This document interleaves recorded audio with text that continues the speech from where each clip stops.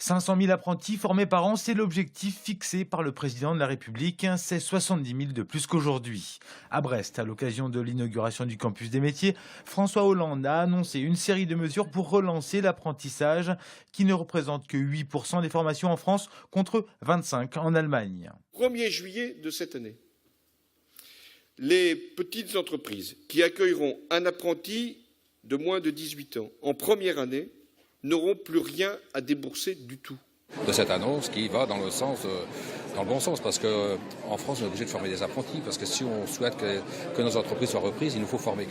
Et c'est une très bonne pour nous, c'est une annonce extraordinaire. On ne s'attendait pas à une annonce de la sorte. Je crois que notamment pour les petites entreprises qui souhaitent démarrer dans l'apprentissage, c'est-à-dire prendre leur premier apprenti, on a là véritablement un dispositif qui doit permettre de faire le premier pas.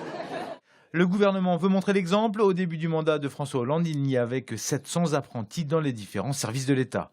L'État, Madame Lebranchu, qui est chargée de la fonction publique, s'est donné comme objectif 10 000 apprentis accueillis d'ici 2017.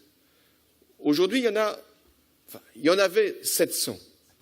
Parmi les mesures annoncées, le président souhaite un rapprochement entre le monde de la formation et celui des professionnels pour mieux préparer les futurs salariés et chefs d'entreprise. Des mesures fortes qui devraient permettre de changer l'image de l'apprentissage pour Franck Bellion, président de la CCI de Brest. L'apprentissage en France, malheureusement, a été souvent prise comme une voie d'échec de ceux qui n'ont pas réussi à faire autre chose, alors que François Hollande en a parlé, et moi j'en ai parlé. On considère que c'est une voie d'excellence. Les apprentis d'aujourd'hui sont les chefs d'entreprise de demain. Troisième passage brestois pour le président depuis son élection en 2012. Et visiblement, François Hollande commence à maîtriser l'accent Isef.